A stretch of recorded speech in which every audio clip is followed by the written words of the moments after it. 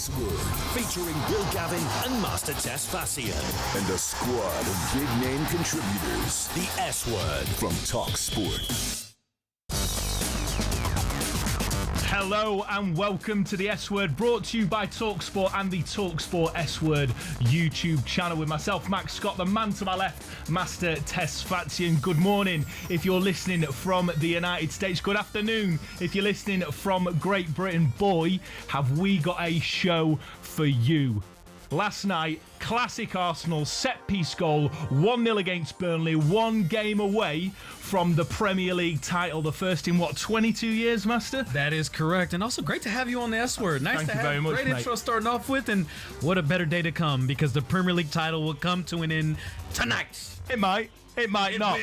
Will. And we're going to get stuck into that and so much more, including the bombshell news that Pep Guardiola is all but confirmed officially to be leaving Manchester City. 10 years, 20 titles, 6 Premier Leagues, unprecedented success. But we're going to be asking the question, should there be an asterisk next to those titles with the dark cloud of 115 charges looming over Manchester? It's usually a dark cloud of rain because it can't stop raining in Manchester, but there's a serious conversation to be had about whether that is going to be ruined, that legacy ruined, should we get the verdict on that. As well, Enzo Maresca has reportedly already agreed a 3-year deal at Manchester City, but away from that, with the World Cup looming, Neymar, who hasn't played for 3 years for his country, has been picked for the World Cup squad. We're going to be discussing that and also much more, including we've got a special guest. Former Scotland striker Mark McGee, the first player to be signed by Sir Alex Ferguson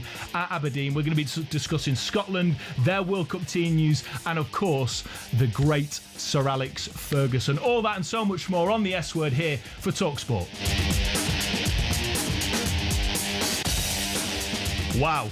What a show. What a day of sporting headlines. We've got it all to come. But I say, Master, there's one place for us to start, right? Of course, it's got to be Arsenal. But you could say Pep Guardiola. You could say Neymar. You could say Enzo Maresca. They tried their best to try and hijack a beautiful moment at the Emirates, apparently. I didn't have service, but no, of course, we have to start. Well, talk to me. You were there. You were there, seeing the scenes in all its glory. I know that Arsenal are constantly under the microscope. They're constantly under pressure by the fun police. I'm not part of that. Surely that was a special moment last night, knowing that you are literally a game away, 90 minutes away from a Premier League title. The atmosphere was amazing, probably the best it's been at the Emirates the last month. It was beautiful to see it, and it was beautiful to hear on talkSPORT as well. Let's give you how it sounded last night here on the talkSPORT radio wave as Arsenal was able to overcome Burnley 1-0 in their final home game at the Emirates. This is the moment that Arsenal have been waiting for. It's in their hands, it's up to them. 2 games. That's it, fellas. Win them both and you're champions. Bukayo Saka, this time he does go long towards the goalkeeper, headed in by Havertz, and Arsenal take the lead at the Emirates Stadium. 11 games this season, they've won 1-0 in all competitions. There is a red card check here for serious foul play. Is it against Kai Havertz? I think it is. Well, I think the check is over, isn't it? No serious foul play. I've seen some different angles of it. I don't know how we can actually see it and look at it and get it wrong, to be honest. The ball's out of play, and then it is over. One step closer, one more to go. From here, it's theirs to lose. It feels much closer after today, but we still know that unless something happens tomorrow night, we have another game to win, and let's enjoy today.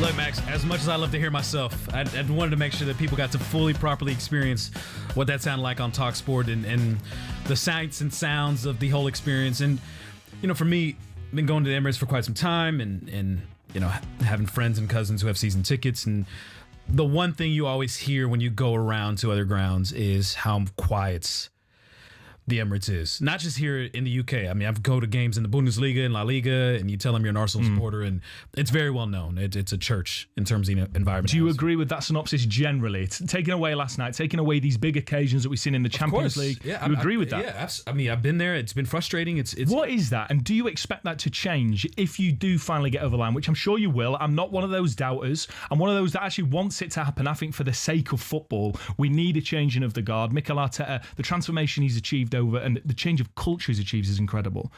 Do you think that can change? It has changed. That's the thing. Since when? This season. Okay. It has changed. You look at the last month. How could you not look at last night's game and see how it's changed? How could you not see the Atletico match and see how it's changed? The atmosphere, the environment has been tremendous. It has been everything I had always hoped that the Emirates would be when I go to other grounds. And the beautiful part of that is all the credit goes to Mikel Arteta. Without a doubt, mate. Look, I'm not going to be one of these that tries to sort of play down the fact that the football isn't as entertaining maybe as it was 20 years ago. The game has changed, and I think largely to Pep Guardiola, we can talk about that in a moment. If you win it, you've won it fair and square, and I think you're going to. 100%. However, one thing that I was saying a few months ago, a month ago, when you were wobbling, you could hear all the knees knocking from North London, right? Yeah. I was beginning to think, if Arsenal don't win the Premier League, one of the main reasons will be is because the pressure from the fans is so palpable during games. I think it weighs heavy on the shoulders of the players. Now, fair play to them. They've come up and they've shown what they can do. What do you make of that assessment? I mean, I think that was the case for sure. I mean, the Bournemouth match you think of and some of the other difficult draws or results that they've had the Emirates, you've clearly seen that. But that was the beautiful part about last night. Even in the midst of whatever minimal suffering existed in that match, a 1-0 victory that they had, even in the biggest adverse moments, if you wouldn't even call it that in that match, the fans were supportive. Like, people were standing up, people were cheering, people were chanting, people were not 90 minutes of support. But that's because they know what the stakes are. No, that's because they know that the stakes are a Premier League title. It goes beyond that, though. I mean, you could have literally laid down on the ground after Burnley, and it could have meant absolutely nothing. They showed up. Despite it being a relegation side, they showed up 3 hours before the match, made sure the supporters came out to the players, make sure they showed them all the support they could possibly get. There's been other situations like this where there has been a lull in environment and in the atmosphere at the Emirates, and that was just not the case right now. So for people to go out there and say, even for you to question the fact that, like, has it changed or will it change? It has changed. And if you can't acknowledge that at this point, there's nothing else to really say about that. Well, I don't go to the Emirates. I don't go to the Emirates, right? I'm a Nottingham Forest fan. I'm not. I live in London. I'm not of London. But I'm not here trying to take away from Arsenal, which a lot of people we know are going to do if Arsenal. I'm just so used to a person sitting in your chair typically trying to do that. So I wonder if he called out because what I will say though is that the football isn't vintage, and even Patrick Vieira, who for me was like an archetype of the most entertaining period of football when he was captain of Arsenal, Roy Keane was captain of Manchester United, Wenger versus Sir Alex Ferguson. For me, he even said this last night when he was on commentary for Sky. He said this team that we're seeing from Arsenal is more akin to George Graham's 1-0 to the Arsenal. Boring Arsenal, 1-0 to the Arsenal. They're tapping back into Arsenal. But you've not got a problem with that. Absolutely not. Exactly. Why would I have it? But there are so many Arsenal fans that are insecure about it, Master. There are so many Arsenal fans that try to tell people and try to preach to people that know football, like you and I, that this is somehow the sort of peak of the evolution of football. It's not. But that doesn't matter for me. You're going to exactly because you're going to. And here's the thing: 3 or 4 years ago, when we were playing open, attacking style of play, and when we couldn't stop and keep a clean sheet to save our lives. And you exclusively took shots from 3 yards out, right? You're trying to walk the ball into the net. But I'm talking about the 2022 season when Zinchenko came in, Gabriel Jesus came in, and Arteta was really able to apply the inverted fullback. And they were flying. From attacking standpoint, they were scoring goals left and right. Yeah. But they couldn't stop anyone to save their life. The entire philosophy has changed since then. And I'm here to tell people, if you find this style of play boring, just wait till this summer. Because Arsenal's going to spend a lot of money, and they're going to have the best defense in Europe, and I promise you they will have the best attack. What makes you so confident? Because they weren't healthy this year, and they still are up with pace with Manchester City for the most goals scored in the Premier League. You get a healthy Bukayo Saka, you get more depth, you actually get another striker if it's a Julian Alvarez or whoever the case may be. This is scary hours for everyone. I'm telling you right now, this is the worst Arsenal's going to be for the next 5 years. They are the top in revenue in the Premier League this season. They are going to spend every single dollar they possibly can to continue to build up the depth, to build up the attack, to build up the left wing, to build up the striker. Every single weakness you see in the attack right now, I promise you, it will get addressed. And if you find this style of play boring, trust me, it's going to be a whole lot more boring when you're getting your butts kicked 4-0 in the next coming seasons. I promise you that. So enjoy this now. Enjoy 1-0 to the Arsenal. Enjoy it now. Because it's only going to get better. The thing is, Master, not many people are enjoying it. I don't care. Because it's death by 1,000 crosses. Care. But it doesn't matter. Arsenal are probably going to win the league. It could even be done tonight. You and I are both going to be in North London, every second of it, taking in the sights and sounds of it. And fair play, you're going to go and win it. But last night wasn't without controversy. Now, you don't think it's a controversy, but the vast majority of football fans will tell you that it is a disgrace that Kai Havertz, an absolute disgrace. Thank you, was not sent off for a cynical, dirty, aggressive foul on the back of Leslie Ogachukwu. It's a reality. Surely you can take your Arsenal bias off. You won the game. You probably would have won the game because your defence is so good. The official was right there. That means nothing. That means zip these days. That's all people care about. The same people complain about VAR. What do they want? They want to get rid of VAR, and they want to go with the call on the field. The official was right there. And what did he see? Yes, it was a bad challenge. Was it a deserving yellow card? Absolutely. Orange card? Sure. I completely agree with that part. A red card? Red card. No such thing as an orange card. In terms of its questionability, yes. And that's why I went to VAR. Okay, Arsenal fans are making up cards for their own players. It's either red or it's either yellow. Come on, this is a term England people have used in terms of orange cards, whether it's a questionable red card or not. It's not a new term to be used. However, in terms of the challenge, yes, it was a bad challenge. He got properly disciplined for that. It went to VAR. They went with the call on the field. What do people have a problem with? I think people have a problem with that. You know, Javi Simmons for Spurs was sent off for the exact same thing, right? Now, you're going to say, well, Phil Foden had a similar challenge. Let me say it or no? I'm going to say it for you. But the point is, this speaks to a much wider issue of inconsistency, whether it's inconsistency from on-field referees, whether it's inconsistency from the VAR itself. It's one or the other. There needs to be root and branch change in the entire PGMOL. It isn't good enough. And I think that last night you still would have won that game because you were playing Burnley, who were dreadful, who were going to the Championship. So what are you upset about? What I'm upset about is the integrity of the game. That's what I'm upset about. Because ultimately, you've had a player that shouldn't be on the pitch. You have a player that shouldn't be playing the final day. But you thought they would have won the game either way. What difference would have it made? Because the rules are there to be adhered to. Yeah, and guess what? And what do you want instead? Do you want VAR or not? No, I don't want VAR. Okay, so then what would you go with? You would go with what? The call on the field. And what did the officials say on the field? I'd still disagree with it. The integrity that you're talking about, if we got the integrity of the game in your idealistic way, in the idealistic way that a lot of Premier League fans want right now, which is to get rid of VAR, what would have happened? The call on the field would have stand. So yeah, and it still would have been wrong, and we'd be here debating that was the incorrect call. And as you say, the referee was right there and still made the incorrect decision. This is a cynical, aggressive foul that could end the season. I don't think it was games cynical. left. I don't think it was cynical. He scraped his studs down the back of his Achilles. Again, I think that it's a terrible, terrible. It was a bad challenge. It was a bad challenge. The still image looks worse than the real play. When you watch it live, which Will's always been one to advocate for the fact that still images do not tell the entire story. So everyone's sending me that stupid still image 1,000 times over the last 12 hours. You look at the real thing and you see the live action. It's not as negligible as the still image looks. And that's why the call on the field was a yellow card. When I saw it in real time, it was a bad challenge. Havertz shouldn't have done it. It was a yellow card. When it went to VAR, I did not understand it. When I saw it in replay, I could understand why that was being looked at. And they went through the proper channels, and they stuck with the call on field. Yeah, no, look, it's happened. We would still be debating this if VAR was scrapped, which we want it to.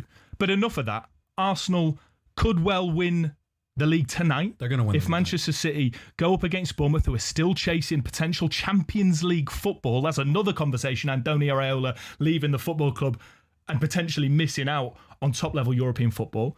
But they come up against a Manchester City tonight who... We understand the players found out last night from a furious Pep Guardiola, who is said to be absolutely beside himself that this has been leaked from the football club, that the announcement hasn't been on his terms. Do you think he was really upset? I think Pep Guardiola controls every element of footballing operations at that football club, and rightly so, by the way. So then would you not feel like, again, I didn't have service at the stadium, so I didn't know this news until I got home. But the way it dropped, the news dropped right after Arsenal went up 1-0. You don't think that was intentional at all? No, I don't. I mean, there were murmurings of it before the game as well, Master. Like, dropping a report saying Pep is very furious. You don't think that's...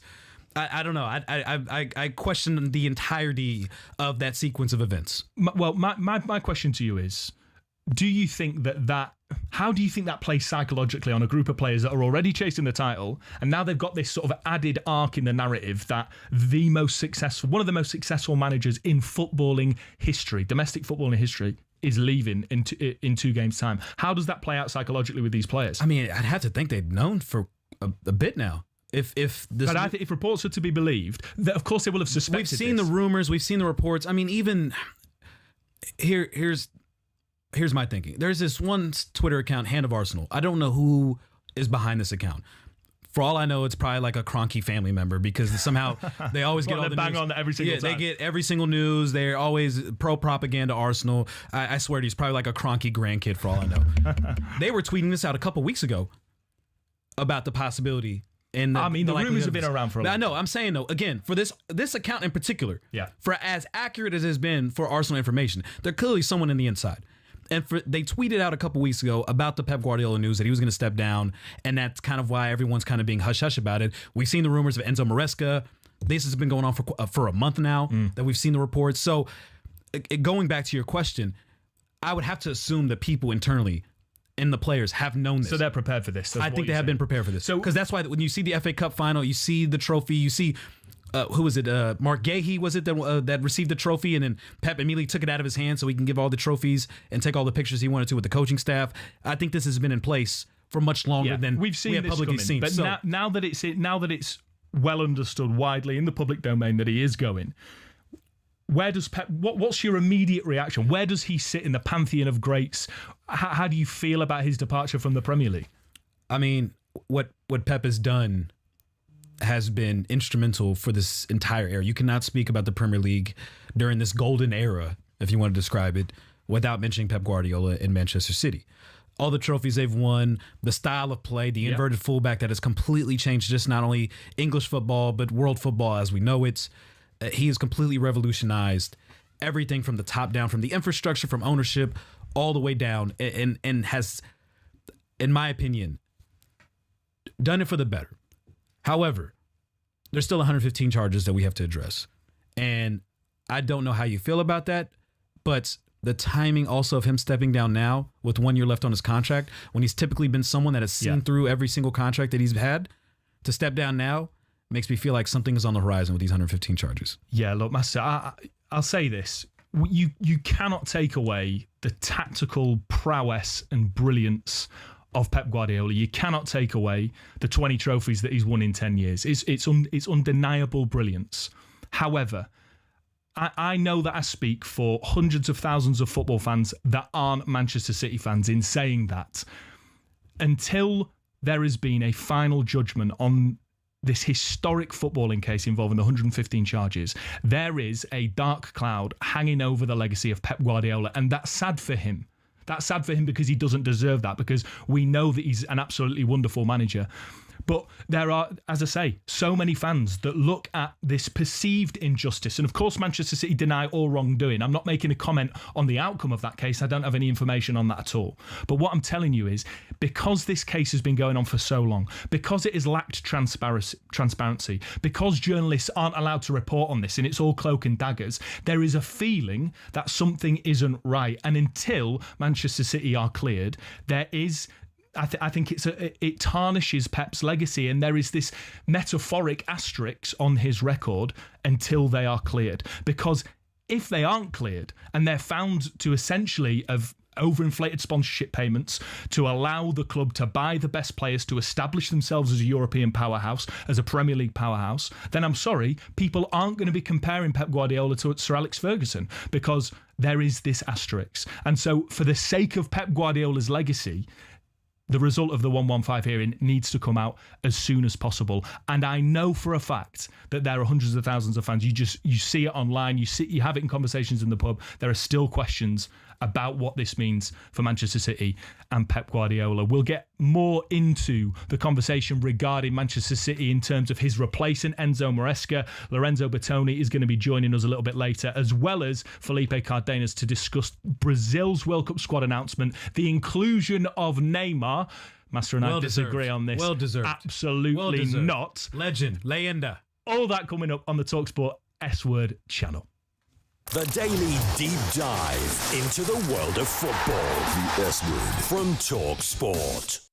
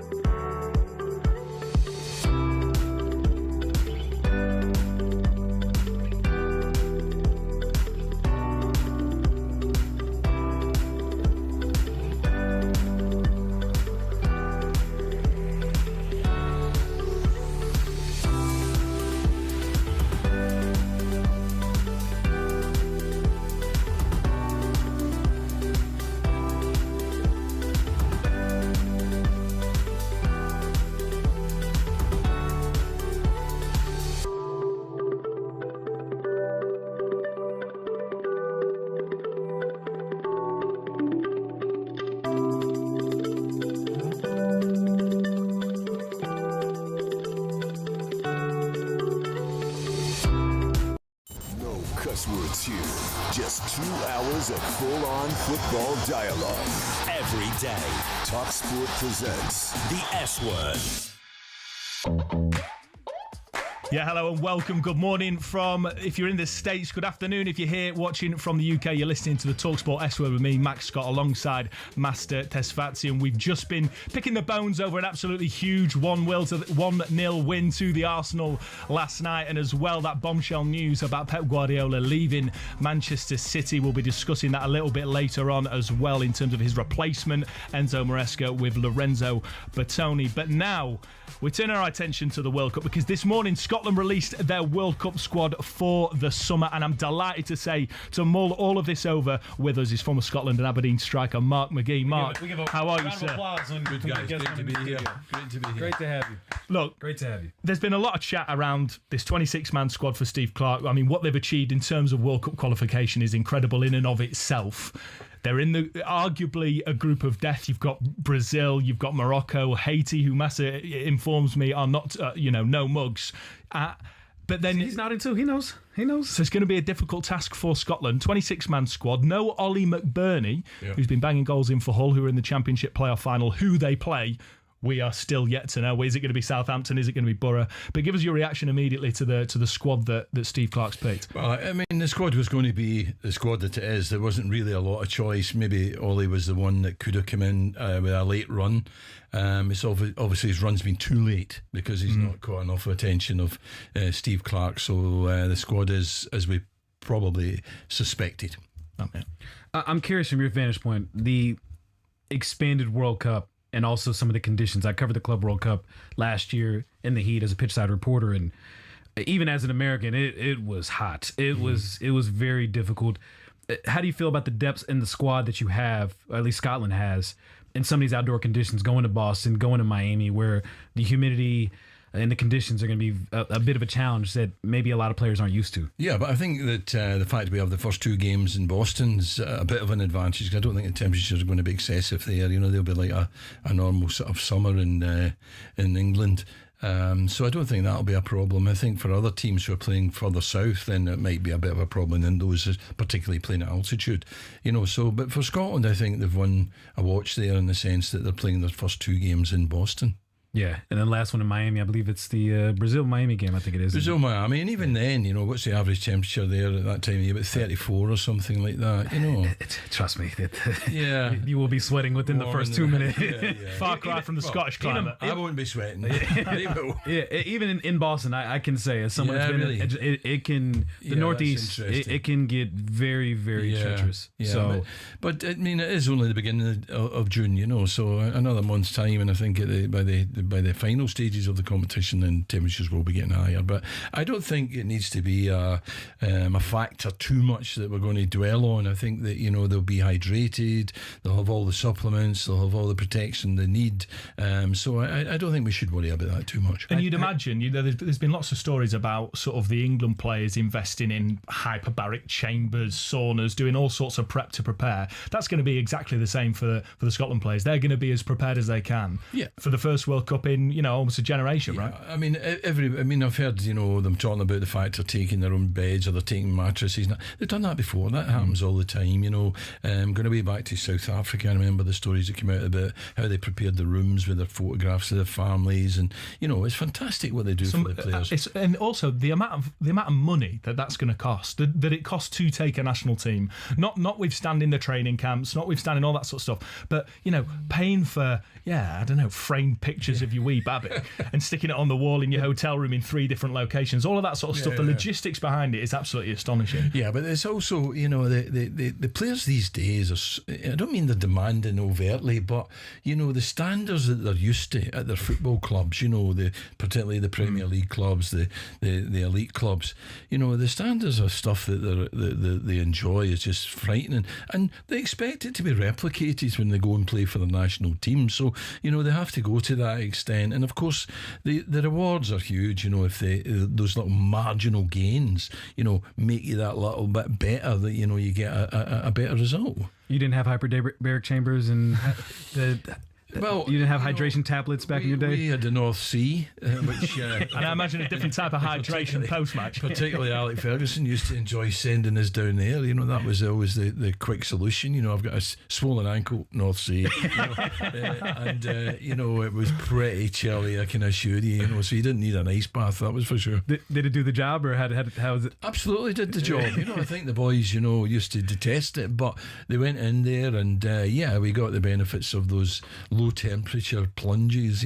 I want to ask you, as we were talking about that, you know, I've been able to watch obviously a lot of documentaries and obviously enjoying the Sir Alex and Ferguson era of Manchester United, but seeing the documentaries of understanding the Aberdeen era, I'd love to understand from your vantage point what that was like, and how were those moments of being on the ground with him every single day, being with the first player that he brought in as well. How How was that bond in 1979 built in the time that you were at Aberdeen? Yeah, well, you know, an amazing thing. He took me to. He met me at a hotel in Glasgow. I'd never been to Aberdeen, you know, so I'd only ever played in. I played at. I was playing Newcastle at the time, but I hadn't played in a team that had ever played in Aberdeen before I went to Newcastle.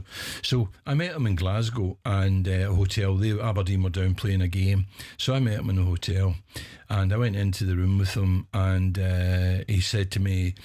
He said, I want to win. This is one of the things he said. I want to win a European trophy within 5 years. So I'm thinking to myself, well, wait a minute. You know, you've not won the league for 25 years. You've not won the cup for 12 years. And before you do, win a European cup, you've got to do one of them first of all, you know. And I remember listening to him, and believe it or not, by the time I came out of that room, I've told people, the time I came out of that room, I believed what he said, that we could win a trophy within 5 years, and secondly, I felt a better player already. Just by what he said to me he was going to do for me, and what he saw in me, and what was wrong with my game, and what he could put. What right. was it? Why was it? Why did you feel that way? Why did he feel so convincing? Because I heard what he was saying rang true with me. The things he was telling me that I wasn't doing were the things I knew that I wasn't doing, and I wanted to do better. And the things that that he accentuated, the positives were the things I knew I could do well, and that he was recognising them. So that belief that I got from the fact he understood me was a huge thing, and the fact he was saying they could win a European trophy within 5 years, you could have even just went away and thought he's bonkers, and forget it. But no, I came out of there believing him, and of course we won it within 4 years. It is an unbelievable sort of for want of a better phrase, claim to fame that you were the first signing of that Sir Alex era at Aberdeen. Obviously, we've all seen the sort of news that he's been sort of struggling with his health recently. Of course, everybody at talkSPORT sends our best to him. I mean, I know that you're still you've still got a good relationship with him. Have you heard much from him? Well, we do it through a group chat, a WhatsApp group chat that the Aberdeen team of our era, the European winning team. And particularly Archie Knox, who was his assistant obviously for all those years, he's the sort of conduit. So he's in close touch with Sir Alec and his family, and he's the one that updates us. And the last update is that he's okay. Good. That's beautiful to hear, because we hear about the modern teams having group chats together, and it's great to hear. How did that group chat come together? How would you guys? Well, it mainly came about because it was, believe it or not, 40th anniversary of us beating Real Madrid a couple of years ago. Brilliant. I can't believe it, but it was, and therefore there was a lot going on over a whole year. So we needed some sort of communication tool, and as much as we're all a bunch of old fogies, we do understand WhatsApp. That was about our limit. So we used that, and we had a great year of celebrations. I mean, it shows you, 40 years later, they're still dancing those in the connections streets. 40 years after beating Real Madrid, they're still celebrating it. And it's like the Villa boys at the moment, and Palace and that. They need to realise, how important this is, and they'll be the same in 40 years' time. They'll be having dinners and celebrations to celebrate what might happen. You're speaking to a Forest fan who, of course, we were 90 minutes off a European final, but we're still dining out on those two European Cups under Cloughy, and hearing you speak about Fergie and how he managed to convince you and how he drew out another level in players reminds me of all of the legends that I've heard speak about Brian Clough in terms, and he said it, I do believe in fairies, he does believe in miracles, and that's sort of lived on in infamy for Forest fans, as in the miracle men. And part of a manager, I mean, I was a manager for it was 985 games, and part of my job was always to make you, the player, feel as if you're the best you can be. You got to feel how good a player you are, and that's my job. And he was brilliant at that. He kept you down and he picked you up and he built you, but ultimately he made you feel a better player than you'd ever felt. Now, for instance, talking about the Scotland squad at this moment in time, that's something that Steve Clarke's got to do for this lot. He's got to make them believe that they are the best of what they can be, and bring out the best in what they possibly can be in order to go there and do as well as they can potentially do. It's a tough ask, as we said. It is considered the group of death, with Morocco obviously making it to the semifinal last year, Brazil regardless of what we think about this roster with Brazil, it's still Brazil. And then this Haiti team that can be feisty, can be pesky. Wow, you know, I almost get into a fight, I think, with Simon Jordan earlier about it. Of course, Simon's not the biggest Scotland fan, but you know, I said to him, you know, and I wasn't sort of priming it for defeat. I was just saying, you know, they've got a couple of guys up front, Haiti, who are monsters. You know, and if you end up in a fight with them, you'll lose the fight. You know, so we have to be prepared, Scotland, to be sensible and to be intelligent how we defend against them. And then if we do, and then if we have the sort of energy and the sort of movement that we saw in the game, for instance, when they qualified at Hampden last year, then we can beat Haiti fairly comfortably, get the first goal. The game could be over by half time. But if we end up in a fight, then watch out, because they are a big, strong, dedicated team. They've qualified, possibly deserve more credit than even Scotland, having qualified the way they did. Unbelievable that those guys have done. And when you see them, the way they're responding to it, they're up for it. So Scotland have to be ready. One of the things that Steve Clarke has got going for him, in my opinion, is he's got a great blend of sort of experience. So you've got the likes of Jack Hendry, Grant Hanley, Angus Gunn, who's been around a long time. But you've also got top European quality. John McGinn, Scott McTominay, who's done an incredible job, I think, sort of redefining his career over in Serie A. But then you've also got this sort of headline of this 19-year-old wonder kid, Finlay Curtis, who is a Rangers sort of player. He's been on loan at Kilmarnock, scored 5 in the last 9. What can you tell us about him? As an Englishman, I've still got trauma and nightmares of Theo Walcott. Why was he picked when he didn't even play? All that sort of stuff. Do you think is this about development, or is this actually we can stick this guy in and he can do a job for us? I think it's about that. I think, of course, that will be part of his development in the next World Cup, in the next Euros. He'll be a better player for it, the experience. But there's no doubt in my mind that in this world today, you need a sort of mercurial player. You need somebody that can beat somebody that can unlock something. You know, you need that player when teams are so well organised, including Haiti, but particularly Morocco. You know, the way they set up is very, very difficult to break down. So you need a player that can take somebody out of the game, that can go past somebody, or can make a pass that takes somebody out of the game. And I think there's a place for, you know, a player like him. Yeah, definitely. Am I right in saying that you talk about that mercurial talent, although John McGinn is, for me, the best player that you've got, right? I mean, I watch him week in, week out. I watched him absolutely turn Forest over at Villa Park. Hats off to him, unbelievable. But isn't Scott McTominay that guy at the minute for Scotland in terms of what he's managed to do for the national team? I think that, you know, in particular, we know he can get goals. You know, so you need to have goals in your team. You know, if you add up the number of goals on average and it comes to 0, you're not getting very many goals. You know, simple maths, isn't it? In terms of I don't know why I was so bad at it. It's cool. The average number of goals that players score. So, you know, he ups that quite a bit. John can get a goal as well, of course. So in that area, we've got probably our 2 best players. You know, the fullbacks, we can argue, you know, Andy Robertson and Tierney, and, you know, so there's arguments for a few of them, but John and Scott really are the 2 that are going to take us to the knockout stages. There's no doubt about it. You said something, I just want to touch back on Sir Alex Ferguson, because you said something that I've been bookmarking in my head. When you said Sir Alex Ferguson understood you and that meant a lot to you and was able to motivate you, how was he able to do that, and how different was that from an approach from other managers at the time?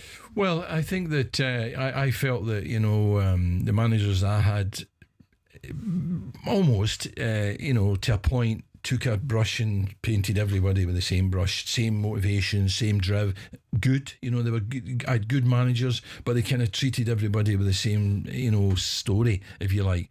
Whereas Sir Alex was able to individually kind of you know, the message you got was bespoke, you know, privately, on the side, whatever, you know, a quiet word here, quiet word there, but, you know, anything he said to you, it rang true. You know, if it was good, great. If it was negative, you knew he was right. You know, so you had to put it right, you know. But there was a thing about him that one of the Neville brothers, I think it was Gary Neville, said some time ago, and I remember thinking, he's nailed it, you know. And it was something I had thought, but I wasn't able to put it in any words for ages. But what he said was basically that when you play for someone like Sir Alex, but in particular, obviously, my experience was with Sir Alex, as was his, you're playing for him. And you're answering to him. And when you go through that door on a Saturday, there's only one person you're letting down. If you don't play well or you miss a chance or that, it's him. You don't worry about your parents. You don't worry about your family. You don't worry about the fans. You are trying to please him.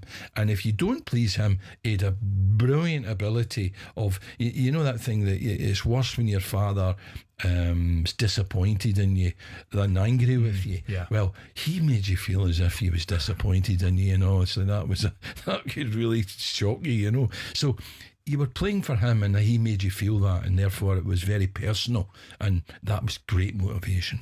If I could follow up with that real quick, because obviously your managerial career spanned back for decades. What were you able to take away from that experience as you became a manager yourself? Lots of things. You don't necessarily lots of specific things, but you meld into the guy that you are through the influences you've had. So Sir Alec, other managers as well, Jim Smith and Benny Rooney, and I worked at Hamburg for 2 years with Ernst Happel and Günter Netzer, and so all these guys, have an influence. But obviously Sir Alec was the biggest influence in me in my career. And if there's one, I learned one lesson, that something happened between him and I that really I should have got the sack, and instead of that he forgave me, he forgot it. What was it? I can't really tell you. I'm doing my job as a journalist. I'm curious what it was. You need to buy my book if I write it. And it's one of those things that it's very personal, and I don't feel I have the right to tell it. It's for him to tell if he wants to. But there was. But what was the response from that moment? Well, from that moment was, forget it. It's done, it's dusted. And what that brought to me was when I became a manager, no matter what a player done or said, I always thought twice before reacting. So I didn't just, he's done this, so bang. It was always, wait a minute, what's behind it? Why has he done that? What's happened? And think it through and always be prepared to kind of, rationalise it, which he done. I really should have been, my career should have been over. But it wasn't, because of the attitude that he took, and I took that on into my management, and it was a great lesson for me. We're going to have you back on, hopefully, and we can hear the rest of these details on the show. Yeah. Whenever you write that book. If you need an author, or if you need somebody to write it, okay. My service is available.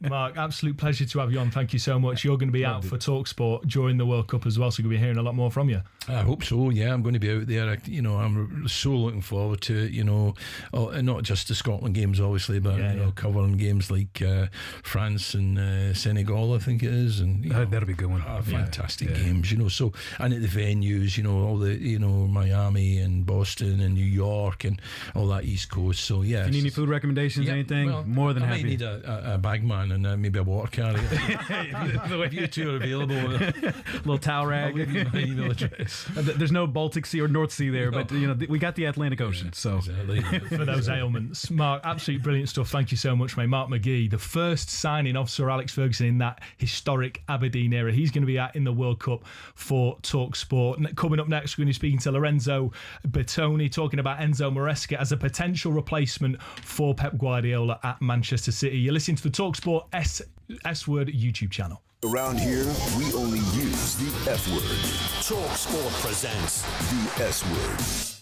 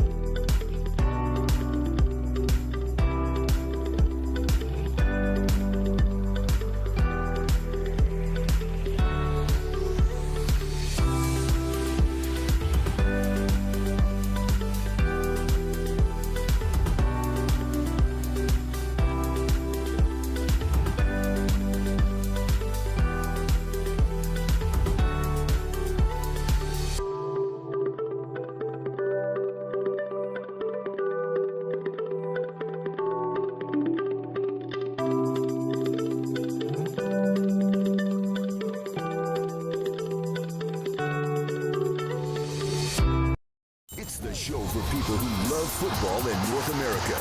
And I mean the proper kind, where you only use your feet. The S Word from talkSPORT.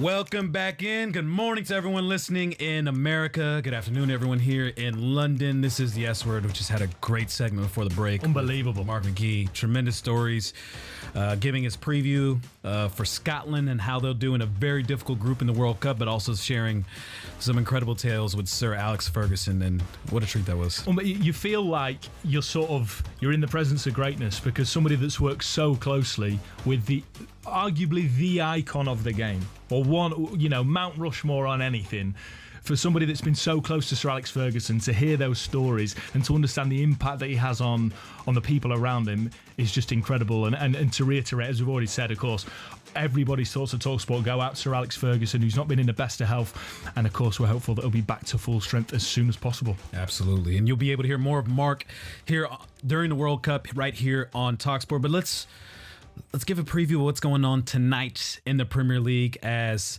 we got two big matches here that could determine not only just a relegation battle, but also the Premier League title, as well as Chelsea will be hosting Tottenham in a London derby at Stamford Bridge, and Bournemouth will be hosting Manchester City, as Bournemouth is also playing for Champions League. Let's not discount that reality, as well as Manchester City as well needs 3 points here to stay alive in the final week of the Premier League season.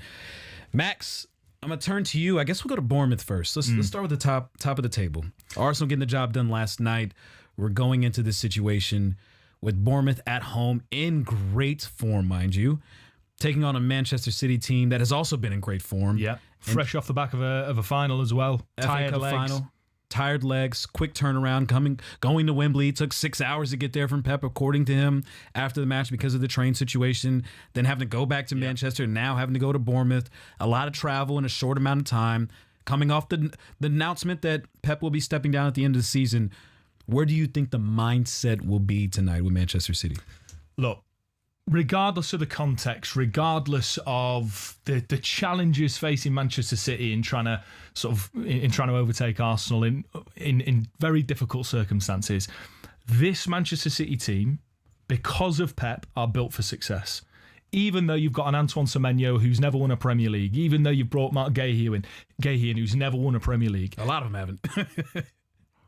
In a similar way to talking about Sir Alex Ferguson, Pep Guardiola oozes winning and oozes success, and that translates to players. And so while it's a massive challenge, while Bournemouth are in incredible form, the form team in the Premier League. I lived in Bournemouth for 8 years. I've got a real soft spot for the football. I heard it's lovely. I've never been down there, but I've heard it is the hidden gem of the UK coasts. Everyone raves about Brighton. It's a stony beach. It's a little bit smelly. The litter there is terrible. Bournemouth, 8 miles of golden sands. And what the football club has achieved is similar to Brighton, right? It's a tiny football stadium, tiny sort of infrastructure. But for them to be on the precipice of European football, maybe even Champions League football, is unbelievable. And Pep Guardiola knows that this is going to be a massive challenge. And he's admitted that to talkSPORT in the last couple of days when asked, after winning the FA Cup, League Cup double, can you go on and win the treble? And he's saying, look, we've got to get past Bournemouth. This is a massive challenge. And I also think we're all talking about, well, Pep Guardiola's leaving the football club now. What's the extra added sort of incentives for the players?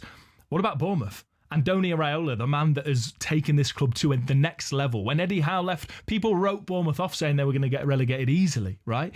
And he's taken them to the next level. These players are also playing for him. So I think that it's going to be a fascinating matchup. I can't wait to be in North London tonight. You're going to be there to sample the atmosphere for what it means for the red side of North London as well. Yeah, I'll be in North London. I don't know what pub I'll be at, but I'll be there because I think the Premier League title race, it comes to What makes you so convinced about that? I just think the form that Bournemouth's been in, I think that's the biggest reason behind it. You looked at the schedule going into the run-in, and clearly Arsenal had a more favorable schedule, and there was 2 fixtures that you were looking at potentially for City to drop points in. One of them was at Everton, which they did, able to salvage a point, but they dropped 2 points.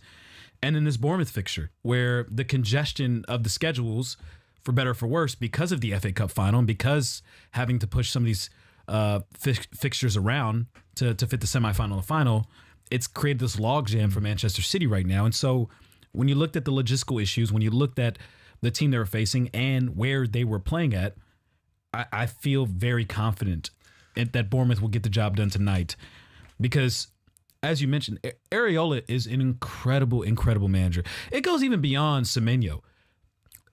This summer, all the players that left, particularly in the back line. Yeah, mate. Hoyson left. Kirkaz, which I know he hasn't been in the greatest form this season at Liverpool, but he was someone that was spectacular last season at Bournemouth. And you were just questioning and wondering, can this team stop anyone? Yeah. And then when Semenyo left, can this team even score goals? I know.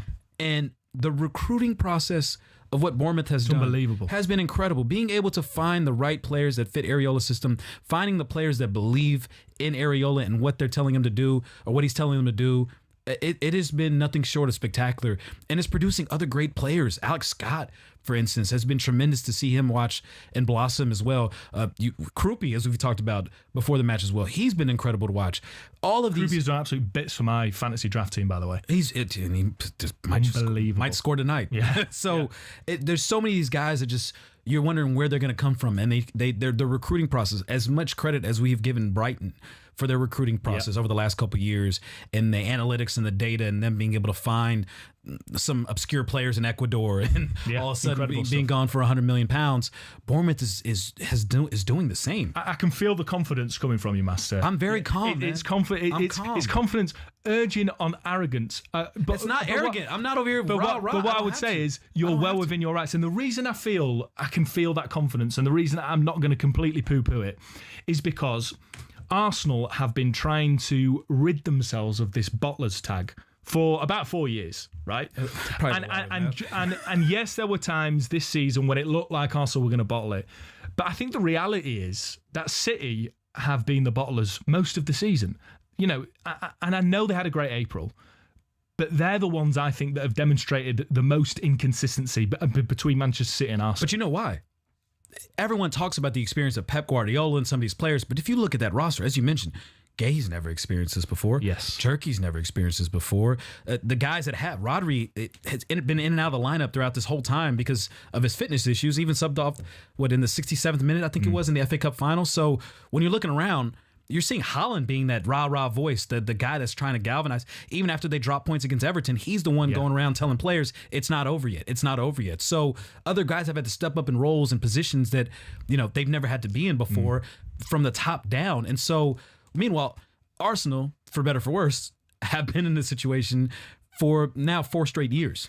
Can I ask you a question just on that sort of rallying voice? You talk about Haaland, you talk about Declan Rice. On Declan Rice, for me, he is the captain without the armband.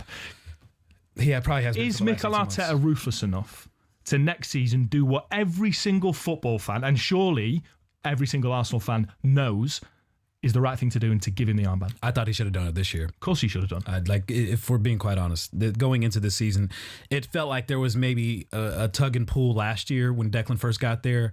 You saw him galvanizing players, really holding them accountable from the start.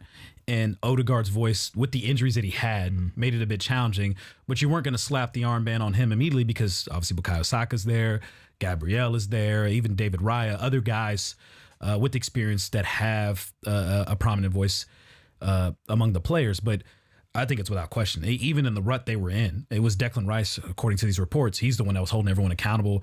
So you want it, but will he do it? Because for me, when you talk about fine margins, when you talk about elite success, for Arsenal to go and sort of essentially establish a dynasty, for Arsenal to go and try to emulate what Sir Alex did with Manchester United, what Pep Guardiola's done with Manchester City, you have to be ruthless and make those fine margin decisions. My fear for Arsenal is that Mikel Arteta will say, why change a winning formula? Of course we're not going to change it. That's what I predict he will say. But he has to make Declan Rice captain next season. Here's my thing, and this translates whether it's this beautiful game, if it's the NFL, the NBA. I've covered sports for 14 years now in various roles. Been in many locker rooms, more than I can remember. I've forgot more games than I can remember that I've covered. You need multiple leaders. Just because you have the armband, again, the significance of the armband or being even a captain in the NBA or whatever the case may be, like you go inside a clubhouse, you go inside a locker room, there's always going to be factions within there, whether it's because the languages they speak, because of the positions they play, the region they grew up in. There is always going to be groups within the entirety of a locker room. And so as much as, yes, Declan Rice has a big voice, you're still going to need Odegaard's voice too. Of course. So I don't disagree with that. Personally, Declan Rice should have the armband. I think it should happen. I hope it happens this summer and we can move on in that direction. However, that's not going to mitigate Odegaard's voice at all. No. If he's still on the team, if he's still there, whatever his role may be, he's still going to have a voice. He's still going to be one of the leaders. It's like Bukayo Saka is not more or less a leader because he's not wearing the captain armband. David Raya is not more or less a leader because he's not wearing the captain armband. Gabriel's not more or less a leader because he's not wearing the captain armband. So I know a lot of significance is put in that. There's obviously roles that are played in terms of who talks to the official and all that stuff, but there's a leadership group for a reason. So everyone has a role and identity to play. And so So you're saying it's not the end of the world if he's not? I think fans make a bigger deal of those kind of things than the reality of the situation is. That's just my personal opinion.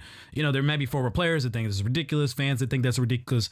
That's just my perspective from what I've understood. There's an argument to say if you win the league, and I think Mikel Arteta will say this, why change that? But this is a conversation that will rumble on without a doubt throughout the summer. But it's not just the Manchester City-Bournemouth game tonight that we've got all eyes on. At the other end of the table, Spurs travelling to Chelsea, a place where they never win. We got 30 seconds to talk about this one. Well, give me your score. Rightfully so. Not giving much time to give me your score prediction. Honestly, I think Tottenham get a draw tonight, and I think they're safe. I think North London. Give me my camera right now. Okay, this is going to be the craziest night in North London's history because not only is Arsenal going to win the title, but Tottenham will also be safe tonight. So depending on what neighborhood you're in North London, you will see red flares and white flares going off, as there will be plenty of reason to celebrate, as Arsenal will capture the Premier League title for the first time in 22 years. And Tottenham, for better or for worse, will remain in the Premier League. And maybe there'll be harmony on the streets of North London. Let's not go Red shirts, white shirts, all gathering together to celebrate Premier League survival. Stay on your side, and a Premier League title. Tottenham fans, stay on your side. Arsenal fans will stay on our side, and we'll have a peaceful evening. I'll leave it at that. You're listening to the S Word on talkSPORT. Next up, we're going to be speaking to Football Italia editor Lorenzo Bertoni on that breaking news regarding Pep Guardiola and his potential successor, Enzo Maresca. From kickoff to the full-time whistle, talkSPORT presents the S Word.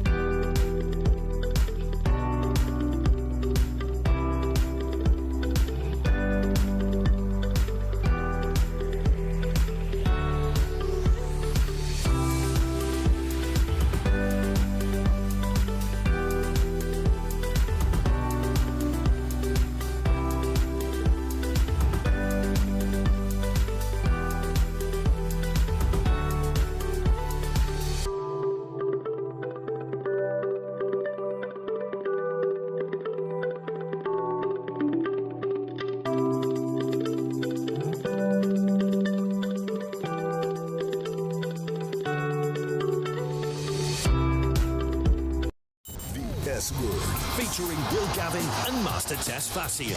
And a squad of big-name contributors. The S Word from talkSPORT. Yes, hello, welcome to the S Word here on talkSPORT. Good morning. If you are joining us from the United States, good afternoon.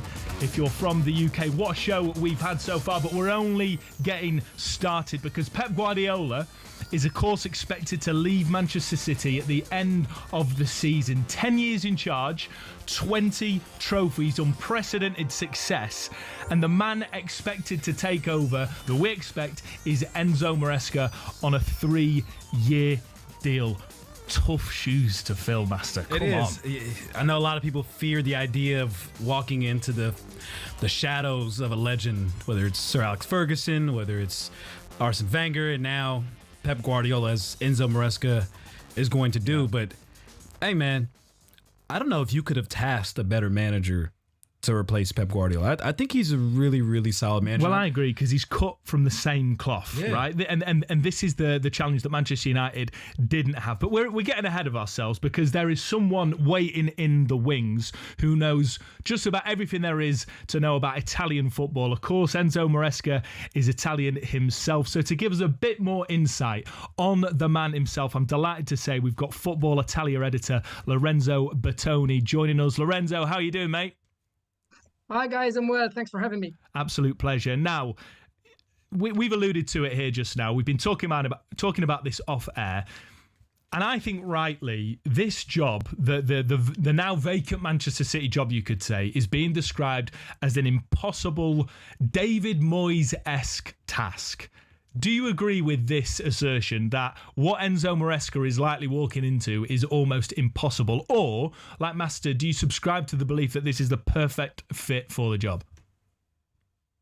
Well, if there's a man that's a perfect fit for the job, is surely Enzo Maresca, because he knows the environment, he knows the coach he's replacing, of course, very well, having won trophies with Pep Guardiola and Manchester City. And I would say he knows the environment of English football very well, perhaps even better than Italian football, because we'll get on this later on probably, but Pep Guardiola is kind of an atypical Italian coach, because he has achieved more success abroad than in Italy, both as a coach and as a football player. But of course, the scale of the task that he has ahead of him is pretty hard, because he's replacing one of the best coaches ever in world football. And of course, it's not going to be easy to replace Pep Guardiola, but he starts from a very solid base.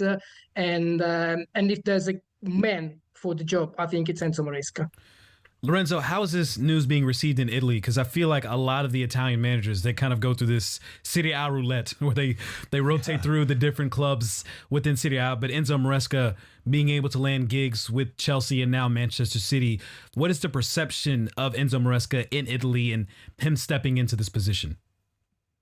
Well, of course, very proud, because he is joining one of the best clubs in the world, and as you said, it's something special for him. It's something special for his career, and it's something special for Italy as well. There is a few media still a little bit cautious about announcing the news, but he's going to be the Pep Guardiola replacement at Manchester City. So currently, as I said, there's a lot of talks about his methods. There's a lot of talks about his experience that he's had, especially at Chelsea and Leicester City.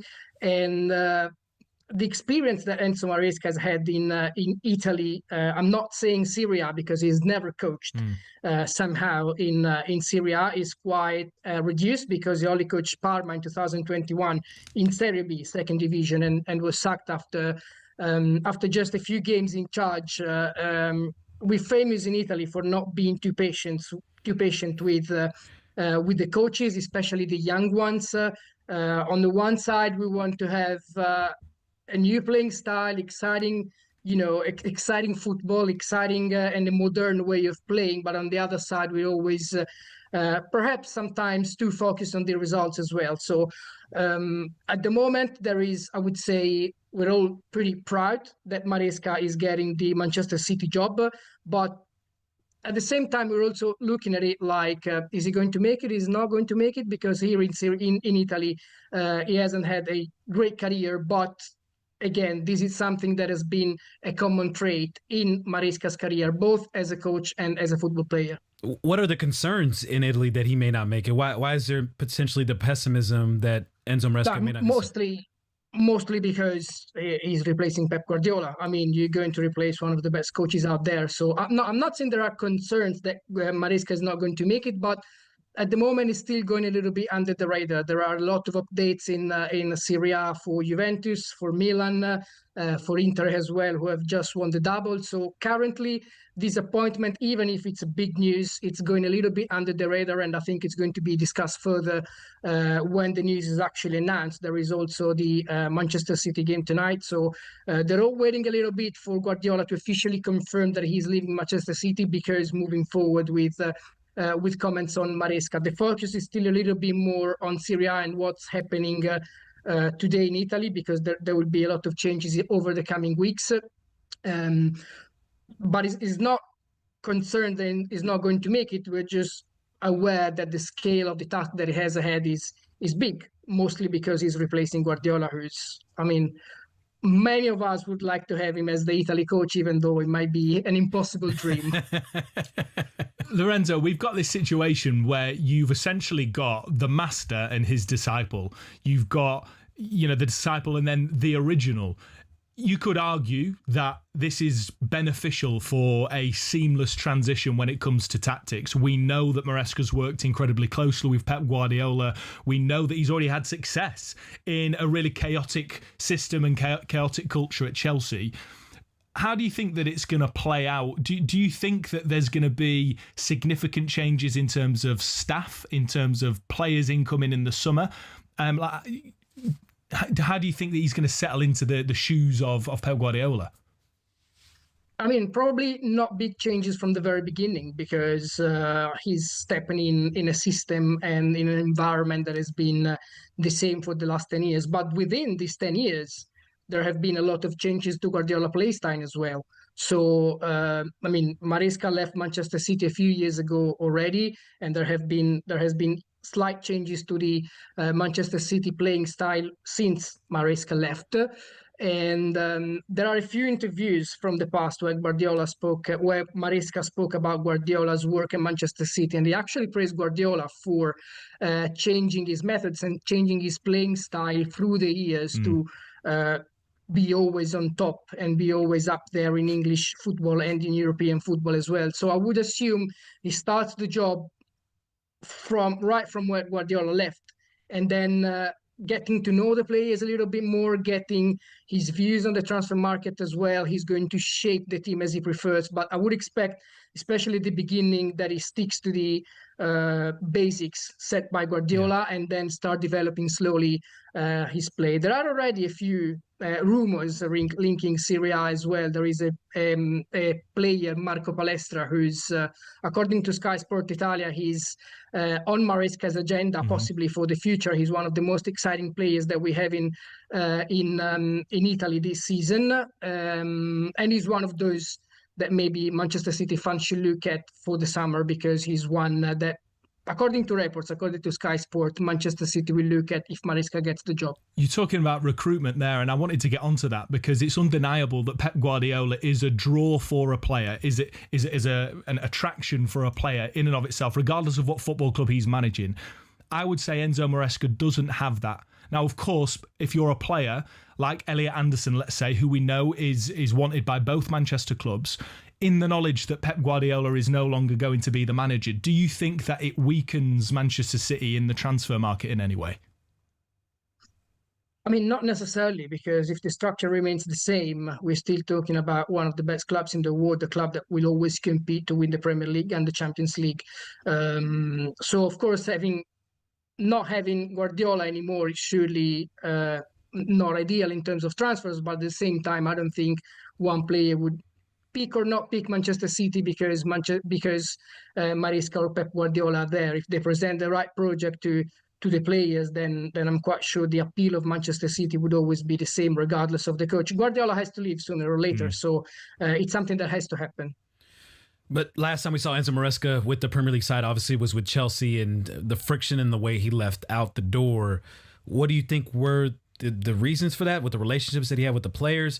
And is there a concern, I guess, with Italian managers that go outside the Serie A?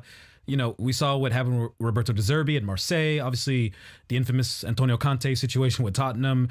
What do you feel is at stake for Italian managers with Enzo Maresca at Manchester City, considering what has happened with some of these examples of Italian managers, including Enzo, outside of Serie A? Well, they're all quite different managers. I mean, De Zerbi especially is quite demanding on transfers, and Antonio Conte as well. I think that all these coaches, especially De Zerbi and Maresca, compared to Conte, they've had a quite successful coaching career outside Serie A, while Conte has won everything as a player, has won a lot as a coach, especially domestically here in Serie A with Inter, with Juventus, and lately with Napoli as well. It has a different status, Conte, compared to the others two, because Conte is a winner. For now, he's won trophies, while De Zerbi and Maresca, of course, Maresca has won the Conference League with Chelsea, has won the Club World Cup. So I would say he's a little bit in between Conte and Roberto De Zerbi. I see something common between De Zerbi and Maresca. There was a recent interview from the ex-Chelsea coach Maresca, now coming to Manchester City, saying that he feels more appreciated abroad than he does in Italy, because probably there is a little bit less pressure from the environment. But more than pressure, he mentioned one interesting thing, which is the club leaves you, I mean, you don't feel too much pressure many times from the club, because you feel you can do your job, you can show your ideas, and you don't have the daily or weekly pressure of getting a result. Most of times they focus on the big picture, they focus on long-term projects, and so this is where you can develop the most and you can show your ideas more as a coach. In Italy, he doesn't have that, and I think, again, his career explained this quite clearly, because he played for many Serie A clubs, including Juventus. He had great coaches like Carlo Ancelotti and Marcello Lippi, but when you ask Maresca about his role models in terms of coaching, he would mention Manuel Pellegrini, who was his coach at Sevilla when he won two UEFA Cup, which are now Europa League, and Pep Guardiola himself. So he has an influence coming from abroad, and he has an ability to understand different cultures as well, especially the Spanish and the English one, which again make him a sort of a typical Italian coach. So I would say that he has experience, of course, in England. So I would say that he would be able to settle in quite well in Manchester City, especially because he's worked for the club already. Yeah, that'll be interesting to monitor, because obviously him coming off what happened at Chelsea, and now he's entering another big club in the Premier League, but not only any big club, but Manchester City having this dark cloud over them with 115 charges in terms of what's going on with financial fair play. How do you think Maresca, whatever the decision is, if there is a decision that happens, how do you think Maresca will be able to weather the storm if there is a significant punishment handed down on Manchester City? Well, that would affect any coach anyway. Watching at these allegations from abroad, I'm always like once in a while I see the headlines in the English media, and then I'm always like, are they going to make a decision at some point, or are they not going to take a decision? Because in Italy we have a lot of scandals as well, but at some point at least we take a decision. In there I don't see that, and honestly I'm not 100% sure when they're going to take the decision. But regardless of that, if Maresca has the chance to go to Manchester City, of course he has to take it, regardless of whether they're punished or not. And so I think whenever if that does happen, then I think he will cope with it. He's going. I mean, he's not been involved in scandals, of course, but being Italian, he knows pretty well about scandals in football. So I'm sure he'll find a way to cope with it. But the starting point, being at Manchester City, I think would be pretty good for him. I kind of think on this that this is actually, there's a lot less pressure on Enzo Maresca here when it comes to these charges. If they are deemed to be guilty of any number of them, and there's any punishment that comes their way, because ultimately he wasn't a part of it. So there's almost a fresh face. And I don't buy in necessarily to, you can call it theory, you can call it bordering on conspiracy. People saying, well, Pep Guardiola knows the results here and therefore he's leaving because of that, because he wants to wipe his hands with it. I kind of think, Lorenzo, that's too much of a stretch. And actually for Manchester City, strategically, with an expectation that there has to be a result at some point when it comes to the 115 charges, it helps Manchester City's image, and it certainly helps the stability with the team, because the man in charge is fresh. He's not connected in any way to any potential previous sort of misgivings. Yeah, and in a way, I mean, assuming they got a transfer ban, of course, there's always pressure in Manchester City. There's always pressure to win trophies. But if you start a season and if you can't sign any player, and of course you have less pressure than those who spend millions of pounds to get new players, to get new faces in. There are positives. There are some positives, even if there is a transfer ban, because in a way, as you said, you're going to have more stability. You're not going to sell your best players because you need to stick to them, because you can't buy new signings. And at the same time, you need to focus on those players, and you need to focus just on the pitch, and you just need to focus on what you have in your hands. And you have probably less pressure than those who will spend a lot of money and will have to come out on top because they've made big investments, and so they need to win trophies right away. Well, we've seen that with Liverpool, haven't we, I'm Lorenzo? not saying that would be helpful, but probably it might help get a little bit of pressure off his shoulders. I agree with you. I think the sort of the culture that we've got at the minute of just constant incomings and outgoings. You look at sort of Arne Slot's most successful time at Liverpool was when he inherited a squad and essentially bought Chiesa for about 50 pence. And then this season we've seen a huge influx of players.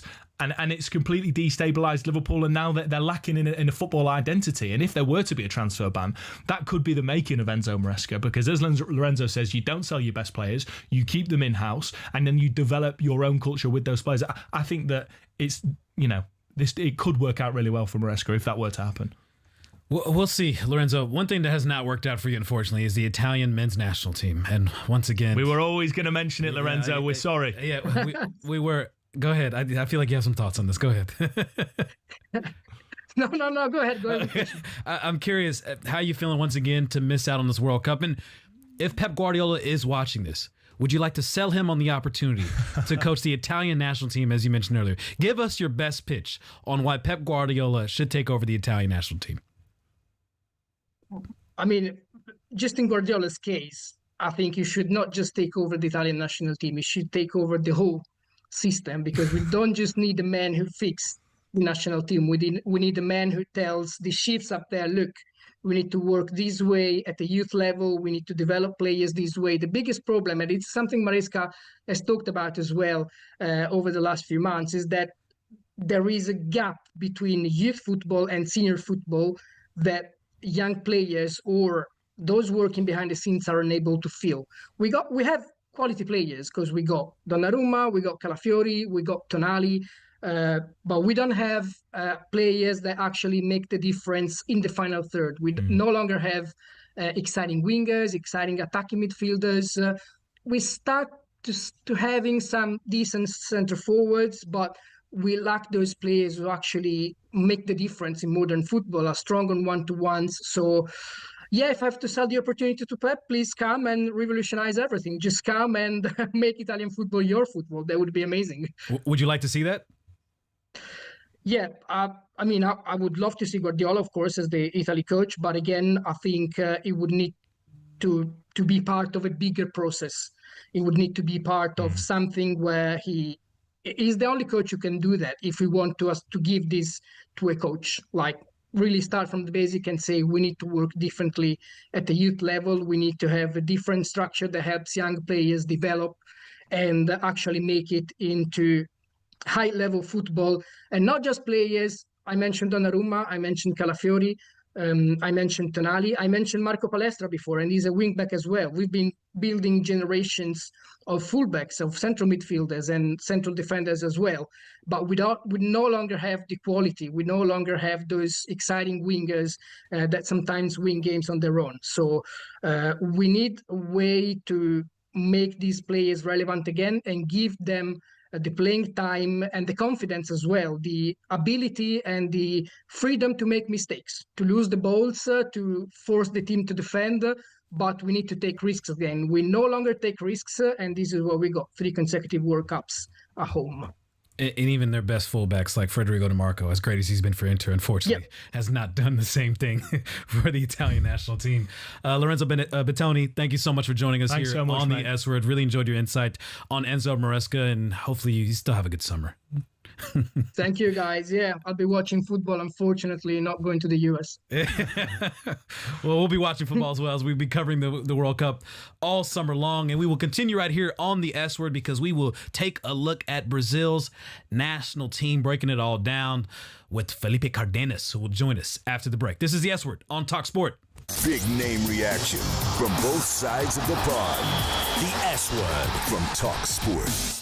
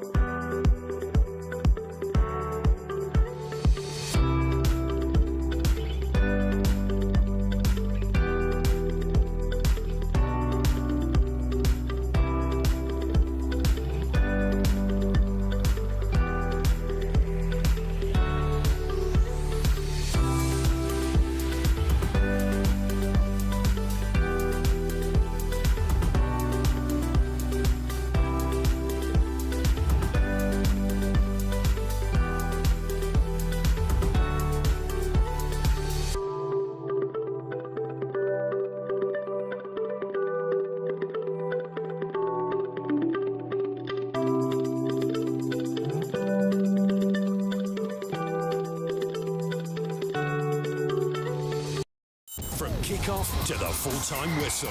Don't say the S word. Say the F word. Football. The S word from talkSPORT.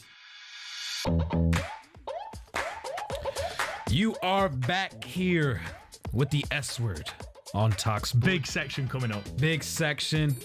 We got Big Max over here. Yeah. You can't tell when I'm sat down, but I'm quite a big lad, actually. I mean, also, you're a bit smaller than the guy who usually sits there. Whoa, you said it, not me. Hey, you said it, not me, and he's listening. I love you. I love you, Will. He's watching, of course, as we thank everyone else that is watching us on the YouTube channel as well, on talkSPORT and the talkSPORT, the S word. Get in touch with us. See, I screwed it up too here, Will. WhatsApp, Instagram, Twitter, X, YouTube, whatever you prefer. Check us out. Give us a like. comments. We'll get you involved in the show, as we will get involved our next guest here. And we've had him on before, and he's one of my favorite insight journalists in the States, also pretty much around the world, when it comes to anything that has to do with South America, the U.S., or just having a great geopolitical understanding of this beautiful game. And who better to talk to about Brazil's national team squad announcement than the Athletics' own Felipe Cardenas, who joins us here on the S Word. Felipe, it's great to have you on again, and we'll just get straight to it because everyone is talking about Neymar is on Brazil's roster squad while João Pedro did not make the list. What did you think of the decision, and was it the right call by Carlo Ancelotti? I mean, I was a bit surprised. I think 24 hours before the announcement, my gut was telling me that, maybe Neymar doesn't make the squad. And how does Carlo Ancelotti navigate that in Brazil? And you saw the reaction yesterday on the streets of Brazil. Neymar is still a godlike figure. And even listening to Carlo Ancelotti speak about João Pedro, you could hear the decision was very difficult. He called it a sad decision. He was very sad for João Pedro. It does seem like it potentially came down to these two players, Neymar and João Pedro, and who gets the nod here. I think Carletto, really read the room though. And if there's one manager in world football who, can manage big personalities, who has won titles with the biggest personalities in one dressing room, it's Carlo Ancelotti. Certainly, he sees this as an opportunity to bring in a star player like Neymar, potentially invigorate the squad, a squad that has been, in the dumps, several times leading up to this World Cup. It's a team that lost 6 times in World Cup qualifying. 6. There were 3 games in a row at one point, and we're really looking at elimination from this 2026 World Cup. So I think in reading the room, seeing that if I don't take Neymar, I will only answer questions about Neymar at the World Cup. If I take Neymar, I'm still answering those questions, but at least I probably have the press on my side. So I think in the end, it was a bit of PR, potentially a bit of pressure on Carlo to take Neymar to this World Cup. Because we're split here on this desk. I thought Neymar should have made this. Max, on the other hand, did not.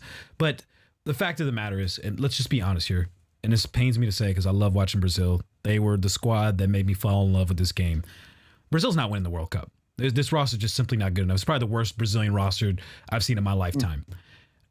However, I mean, I don't disagree. I don't disagree. They don't scare you, certainly. They don't. No, they don't. And they certainly don't. They certainly don't scare us. Well, certainly don't scare me with a 34-year-old that hasn't played for the national team in 3 years. And Felipe, I will always bow to your sort of superior knowledge of football at that side of the world. But I just get the feeling that Brazil have opted for a cult of personality over quality or over meritocracy. And I understand the PR. I understand the pressure. I understand that in Brazil it's much more about feeling, and we know what figure Neymar is in the game. I just can't help but feel it's the wrong footballing decision. What has Pedro done with the national team? Felipe, tell me, like what? Yeah, no, I mean, not much. And again, like you go back to the Club World Cup last summer, João Pedro, there are some people around the world like, who's this guy? Like some of the goals he scored for Chelsea at that Club World Cup really was like a coming out party for him. And you immediately were thinking, okay, that's a player you just slot into this Brazil national team, a team that really needs goal scoring, needs versatility in the attack, needs options and alternatives than the ones that you're used to seeing. But we talk about this. You look at the Brazil squad, and other than the shirt and the history and the 5 stars above that crest, you're looking at a team that a lot of squads around the world think we can beat Brazil. That happened in South American World Cup qualifying. As a Colombian, every time we face Brazil, there's tension. You feel like, okay, it's Brazil.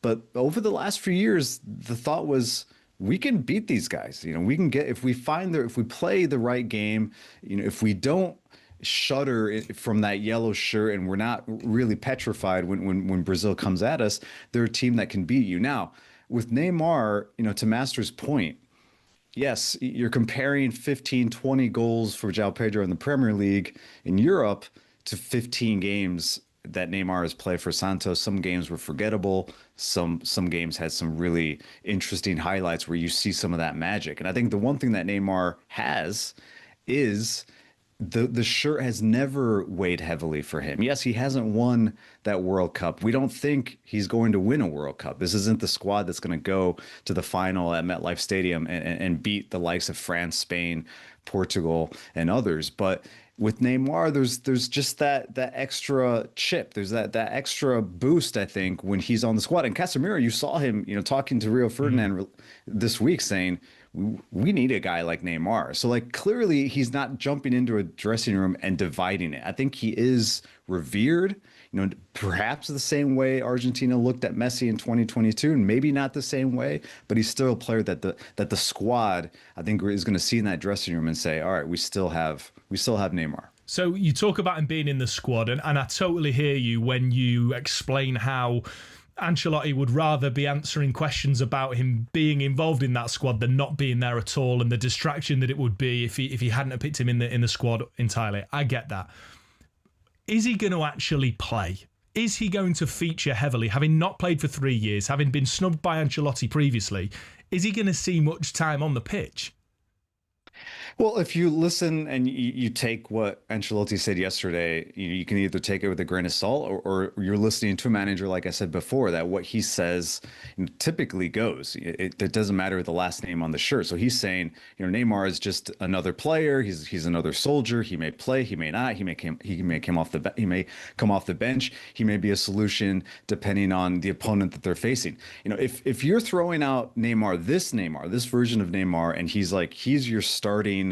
Positionally, he's going to play, behind the striker now. He's no longer a winger. So you're playing him in a position where you're expecting him to be a 10, to be a center forward, to be on the ball, to be active in a World Cup where athleticism, speed, and honestly, youth is going to always trump tactics, in my opinion, at the international level in a major tournament like a World Cup. So, Neymar doesn't have the stamina or the endurance or even the knees to be the guy that's really going 90 minutes and giving you everything. I think he could be a great option depending on who is sitting in front of them.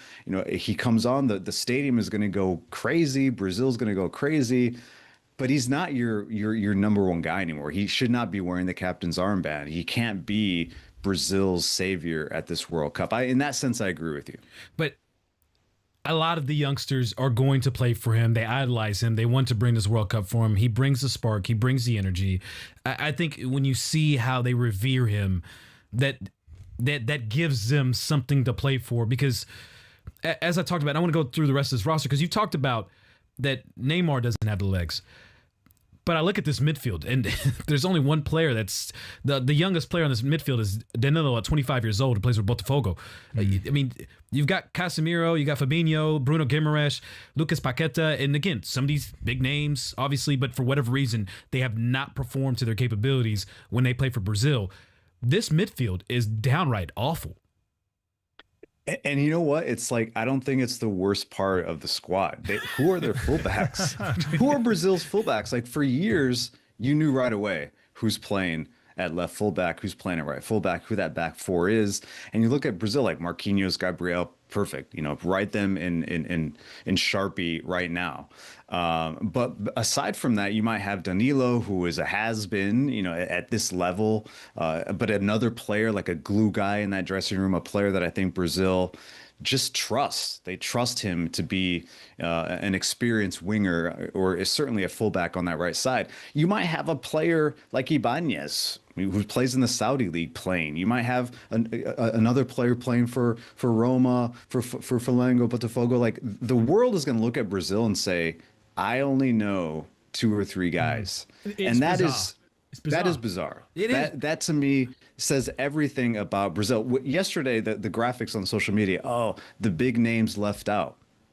And it's like, Anthony, Thiago Silva, João Pedro. Santos, yes, players, but that tells you everything about Brazil these days. And, I think Ancelotti, having signed again, extending his relationship with Brazil through 2030, certainly, maybe he knows a lot more than we don't about what the potential of the squad is and maybe what is coming after this World Cup. But it really sets up for 2026 in a difficult group, a difficult side of the bracket, depending on where they end up. like you're really going to be testing this Brazil side, their legs throughout the tournament. And again, Neymar, when I think about the name, this is why I struggle when people say that these guys are washed. You know, it's like, I don't like to hear that, because this is, when you talk about Messi and Ronaldo, who was always third? You know, who was always that third name? It was Neymar. And so they are magical players, but can they do it right now at 34 plus? I think that's going to be difficult for these players. I'm counting 11 players of this 26-man roster that is 30 years or older. With this expanded format in the World Cup, with the talks of the heat and the conditions that some of these matches will be played in outdoors, how on earth will Brazil be able to survive this with 11 players 30 years and older? And again, I'm not ageist. I'm not, but it's just difficult. We're in that for me bracket, to see, mate. it's difficult for me to see how Brazil is relying so much on so many older players when they're so ripe with talent. And how are they going to play? Like, we still don't know. We don't know what this, you know, the Carlo Ancelotti fingerprint will be on Brazil. Is he looking at this team and saying, okay, we cannot get caught in a transition game? I'm bringing my Catenaccio knowledge to Brazil. Is he going to adopt Dunga's philosophy, and we are stout in midfield, we defend, we kick, you know, we clear our lines, we don't try to be pretty, and maybe we advance through a World Cup? You know, he has a team that doesn't have an identity, and that's the biggest, I think, challenge for Carlo Ancelotti. It's not just to manage a dressing room. We all know he can do that. You know, can he manage a game? Can he manage a game with Brazil in a World Cup, make adjustments and make them dangerous? Because again, like, this is a team that struggled in South America, both playing in Brazil. It felt like playing in Brazil, the tension was even higher for them. They couldn't perform in front of their home fans. This is a team that got trounced, that got completely demolished by Argentina 4-1 in a game in Buenos Aires that was just flat out embarrassing for them. Colombia figured out a way to beat them. Uruguay figured out a way to beat them. Paraguay figured out a way to beat them. Some of these games were 1-0. They were tight games. We're painting a pretty bleak picture here, right? And I don't mind. It's filling me with confidence, Felipe, if England were to ever face Brazil. But because they might. And we might, right? And I look at this, you know, we talk about the sort of crumbling knees of Neymar, the aging midfield behind him in Casemiro and Fabinho. Look, class on the grass, what they've contributed to the game, I'm not taking away. But we're talking about a pretty bleak picture of quite an aging team, a team of some of the names that we don't even know, which is a far cry from the Brazil I was certainly brought up on being inspired by as a kid. What is the minimum, is the public in Brazil buying this? Are they buying into this sort of 24-year drought is going to be over? We've got Ancelotti, Neymar's in the team. Or is there a minimum expectation that, you know, we'll be happy with a semi-final, for example? I think they would probably be happy with a semi-final berth, but it's Brazil, and anything less than greatness, no matter who is on the team sheet, is going to be considered failure. But you saw yesterday the show that was put on just to announce the squad. It was incredible. Concerts and comedians and personalities and street festivals, Carnival. It was Brazil. And that was great to see, that this is still a country, despite what we've always said, that still holds on to this hope that, like, we are the godfathers of this sport. You know, these guys are still our heroes. And so, you know, what is the bare minimum for them? First of all, they have to show something. You know, right away, they're going to be tested against Morocco, against a team that is going to be very fast and probably right now chomping at the bit to make history again at a World Cup and perhaps be a giant killer right out of the gate. And so Brazil has a lot to figure out. You know, I still think that they are Brazil. They are going to be very well supported in the United States on the East Coast. And when we go back to Neymar, you know, there were moments where, again, we live in a clip farm era where you see a clip, it's a poor touch, he's tripping out of bounds, and you're like, you know, what is this guy doing? And then you see finishes that you're like, well, only Neymar can do that. You see a pass that only he sees and the vision that only he has, and that's the hope for Brazil, that he still has that at a major tournament. I hope so too, because I love Neymar, and I just hope he goes out the right way. I know it won't be with the World Cup, but obviously Messi has his World Cup, and obviously a lot of talk of Argentina trying to repeat, but everyone knows a lot about Argentina. Let's focus in on who you think is a South American squad that we should keep our eyes on? Are we looking at Colombia? Are we looking at Ecuador? Who is the team, as we talk about Brazil falling down the ladder, who is the South American nation that is up there with Argentina that people need to pay attention to? Well, again, not to sound biased, but it's Colombia. I think it's Colombia just based on the flair that they have up front, the quality that they have. They are going to be a younger squad than a team like Brazil. Luis Diaz, I think, is a Ballon d'Or mention. I think he should be in that race. Without a doubt. He's not winning it, but he's certainly playing himself into that category of player. And this is the team in Colombia that went to the Copa America final in 2024, played in the United States, understands the geography, the travel, everywhere they go. It is a sea of yellow for Colombia, and they have managed again to face the top teams in South America, like in Argentina, and under in the Lionel Scaloni era, the one nemesis, the one team that has been there the most, just nipping at Argentina, has been Colombia. It's not Brazil. So I think that they're going to be the team that people look at. But Ecuador, you mentioned, I think Ecuador may end up being the team with the strongest spine at this World Cup. They could emerge as this team with the best central defenders, an impressive central midfield led by Moises Caicedo, attackers, on the flanks, and a team that's just sort of flying under the radar. If they can score goals, if Ecuador can figure out a way to score goals, they're going to be a very, very dangerous team at this World Cup. It's going to be tough to score on them, as we've seen. I feel like the best defense in South America, facing off against Ivory Coast, Germany, and Curacao, will be a very interesting Group E. But Felipe Cardenas, enjoy as always, and of course you will with Colombia, right? Of course, right? I mean, I don't like to say it makes me nervous, but I mean, on paper, it's a pretty good squad. It is a great squad. It's a great shot as well. Appreciate you as always, and we're looking forward to having you on more throughout the summer, leading up to the World Cup, and of course during the World Cup. And coming up next here on the S Word, we will go around the grounds as Portugal's national team roster came out, and I will tell you what I think about this squad, and I think a whole lot more about them than I do about England. Coming up after the break. From the touchline to the terraces, talkSPORT presents the S Word.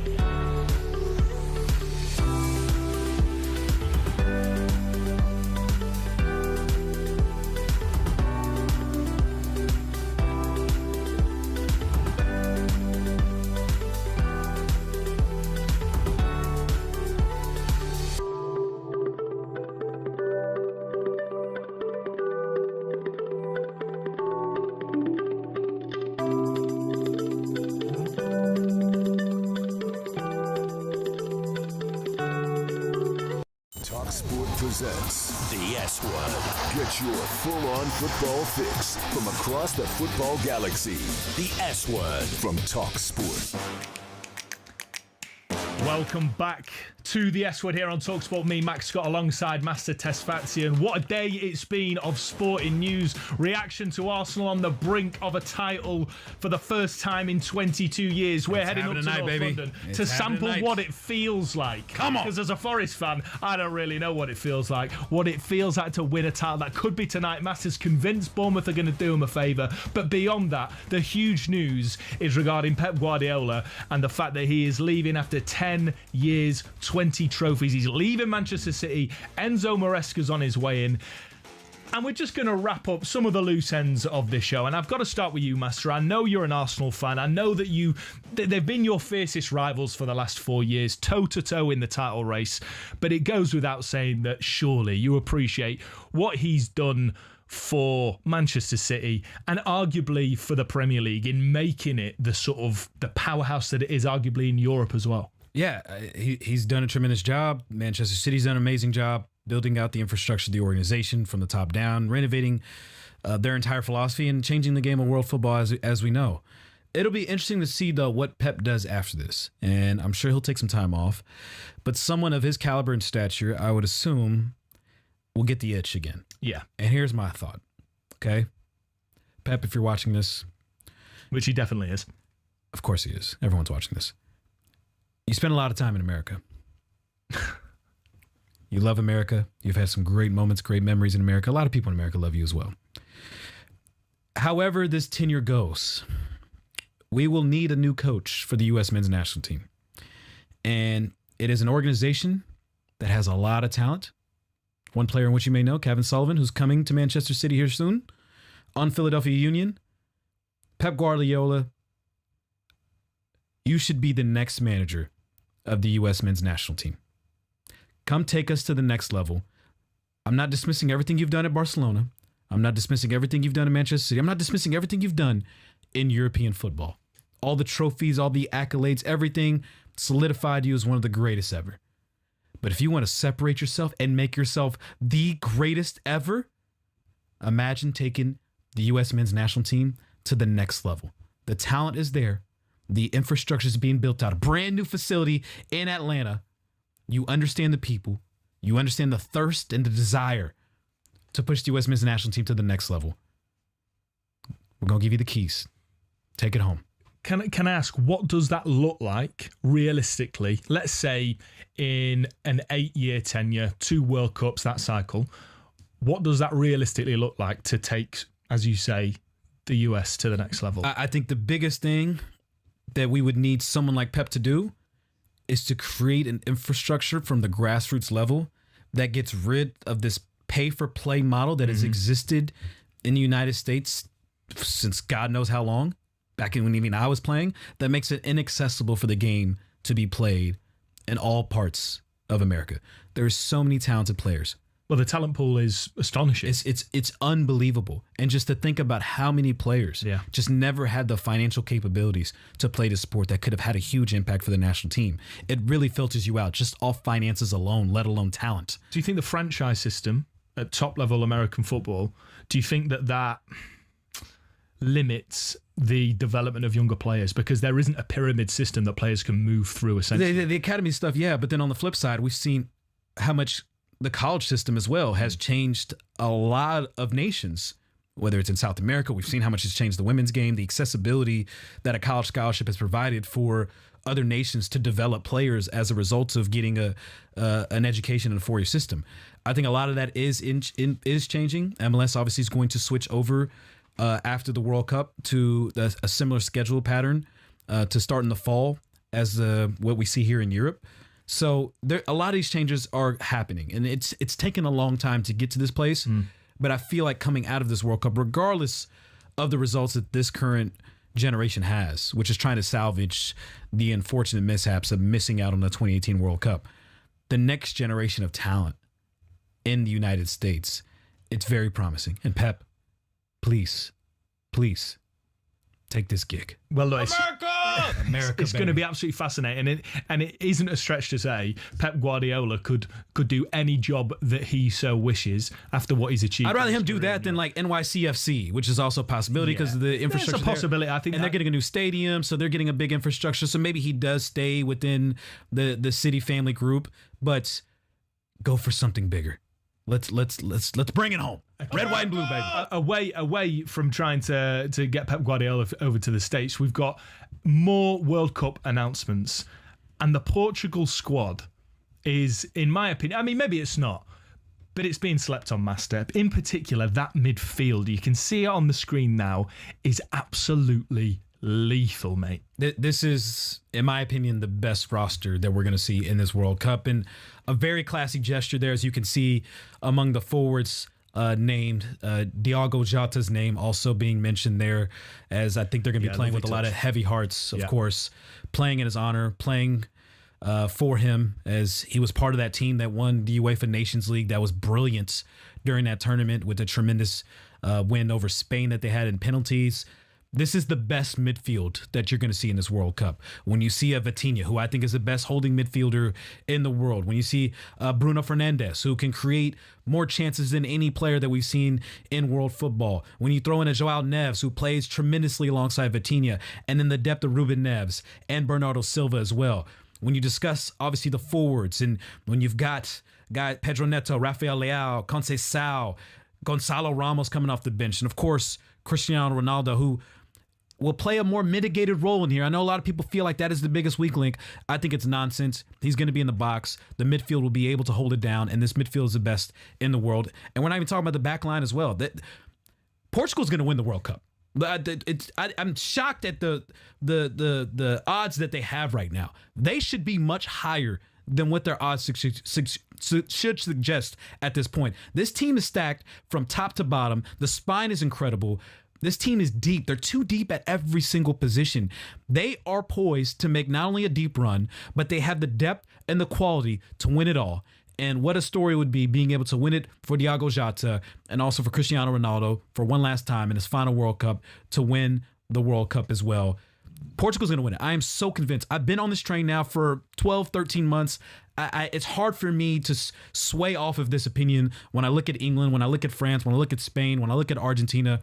All due respect to these nations that are also front runners and well worthy of winning the World Cup. But you look at this Portugal team, and you cannot tell me that these other nations have a better roster than what we're looking at with Portugal right now. I mean, it's a strong shout. You can't deny that it's absolutely quality. I just sort of think France, England, Spain, they're all on a similar level. England is not on the same level as Portugal. Yeah. They're not on the same level as Portugal. Yes, they are. No, they're not. Declan Rice, absolutely incredible. Declan Rice is up there. You say Vitinha is... I'm not necessarily trying to challenge you and say Vitinha's not quality. I'm not saying And I'm saying as an Arsenal fan. No, fine. But I'm saying Declan Rice is on the same level. They're different players. They're on the same level. Elliot Anderson has been one of the best midfielders in Europe this season. There you go with the Forest. You gotta give him a shout, of course. But it's the truth. I mean, the stats do not lie. No midfielder has won more duels than Elliot Anderson in Europe. And other statistics show that as well in terms of pass accuracy, etc., XG. So all I'm trying to say is I don't disagree that Portugal have an incredible midfield, but I can't. You can. I can't say with confidence... with this World Cup, and you talk about the rosters, I can't say with confidence that there's going to be one outright winner. I can't call it right now. I'm calling it. If you're looking for a dark horse that for whatever reason the odds are incredibly in the bettor's favor, go with Portugal. Now, one story that we had planned to talk about today, we did, unfortunately, and we're going to briefly mention it, is Spygate 2.0. The hearing involving Southampton and the spying allegations against Middlesbrough. We expected an announcement today. We were told there would be an announcement today with the playoff final, the most lucrative game in football, happening on Saturday, right? In true football litigators sort of fashion, there hasn't been a decision today. This has been postponed till tomorrow, and it tells you everything that is wrong with the sort of legal system in the sort of ecosystem of football in this country. There is zero transparency and nothing happens on time. Why aren't there any journalists that are in that hearing able to report accurately on what is only speculation at the minute? Why is it that we're told we expect an announcement today and it comes tomorrow? It's because they cannot run run these things efficiently. And who is there as the victims? Hull are victims because they don't know who they're going to play. Southampton fans are victims because they don't know whether they're going to be going to Wembley or not. And so are Middlesbrough as an entire football club, because while Southampton aren't denying the allegations, Middlesbrough are trying to fight their corner for the integrity of the game. And I think it's an absolute travesty, Master, that this has been delayed, just like the 115 charges for Manchester City. So with this delay, what do you think ultimately will be the decision? I know we got to wrap up here soon, but what do you think ultimately this delay signals? I don't think the EFL have got the teeth to do the right thing and disqualify Southampton from the playoffs. They'll give them a hefty fine. There might even be a points deduction. Tom de Rijkaard, his job might even have to be on the line. But the right decision, which is to give Middlesbrough that place, won't happen because they've left it too late and they've not been decisive when they needed to be. I think, unfortunately, you are right, because it doesn't seem like the possibility of moving the game either logistically sounds a bit more of a nightmare than we would like, unfortunately. Sadly so. However, we can say that we will be talking about this tomorrow if they can get their backsides in gear and make a decision, and hopefully we can bring that to you tomorrow. That's all. It's been great having you on the show. Appreciate you jumping on the S Word. It's been an absolute pleasure. Absolutely. I'm sure we'll be jumping on again, hopefully sometime soon. But that's all from us today on the S Word. Thank you so much for watching. It's been a lot of fun. Master, been an absolute pleasure, mate. We'll be back the same time tomorrow with plenty more where this came from. Do not forget to follow us on our socials at talkSPORT S Word. This is the S Word, because round here we use the F word, not the S word. Ah, there you go. The S Word with Will Gavin and Master Tesfacion from talkSPORT.